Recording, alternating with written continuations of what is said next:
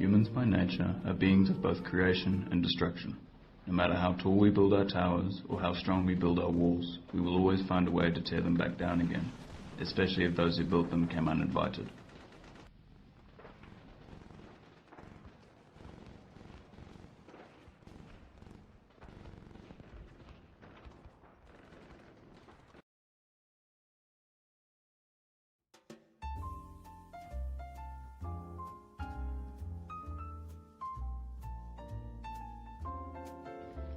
History is written by the victors. Does this mean that we must be wary as to all we are taught? Perhaps not. Instead, we should be wary as to who we are taught by, for there is no such thing as a bad student, there are only bad teachers.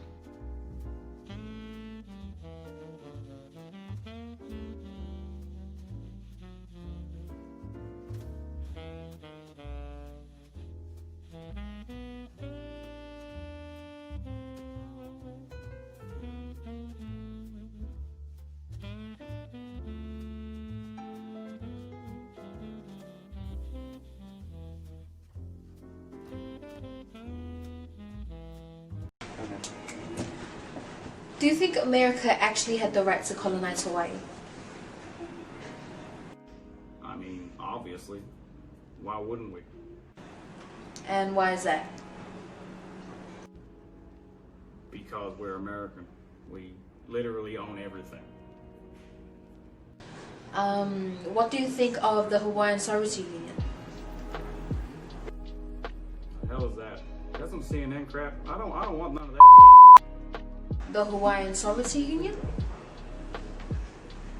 Never heard of it, not interested. Do you think the Americans have had a positive or negative effect on Hawaiian society?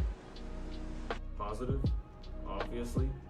Have you seen, like, the buildings and the McDonald's and the KFC down the street?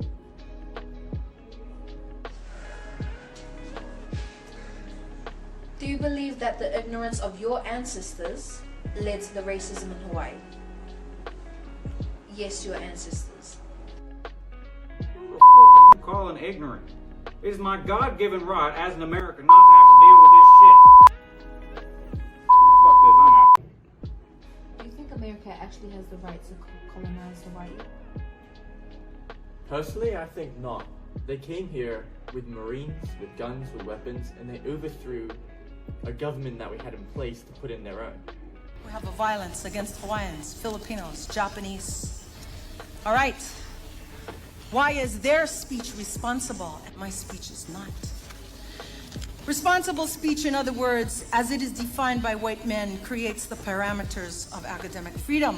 White men can say all the manner of dangerous, violent, and false things, in fact, absolute lies. And they are protected. I do not think their they speech deserve is to be here, and I do not think they have the right. They pushed their way in, they didn't wait in line. Yeah, I totally think the same thing. What they did, it's alright. They imagine how much more violent we would be to them than they have been to us because we have a real history of grievances. It's terrible to hear about, yeah. What do you think of the Hawaiian Sovereignty Union? I agree with its movement. I agree with the idea behind it.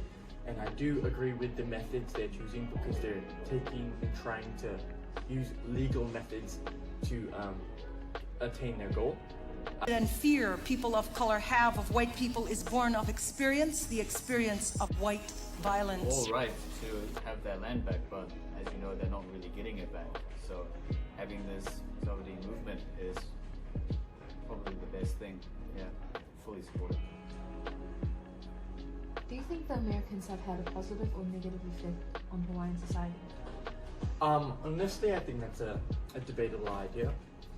It all matters on perspective, positively and negatively, but I would have to say more on the negative part. Yeah. It is true that we have been impacted by their culture and tradition, but negatively, to attain such a status, people have had to die, traditions have had to be burned, sacred sites have been desecrated. Also, they've corrupted our system that we have in place, our social system, such as taking our language out of the schools, more punishments being put towards Hawaiians than if an American were to commit the same crime. So systematic racism and racism in general when it comes to Hawaiian society today. Do you believe that the ignorance of Americans led to the racism in Hawaii? Yeah. They've put in numbers and percentages for the Hawaiian people. So if you're 50% or above in blood, then you're Hawaiian. And if you're 50% below, you're a white man. But in reality, if you're a Hawaiian person, you live and breathe in that culture. It doesn't matter what your blood comes from, it matters where you came from, like where the island, or the ocean. The ocean connects us all. And I feel that definitely it's done it negatively. The Americans affected us negatively. The Sovereignty Union, great impact. Yeah, and I fully support that as well. Thank you two for coming here. Yeah, thank you. All right, thank you very much. King of the city, king of the forest. Both are recognized, both are respected. The surface is different in texture and nature for both of them, but the real difference is not found in the material. It is found in the life or lack thereof that they exude.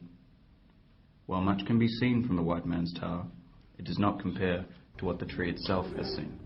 Tanemahuta is the king of the forest because it is the forest. The sky tower is only the king of the city because its creators deemed it so.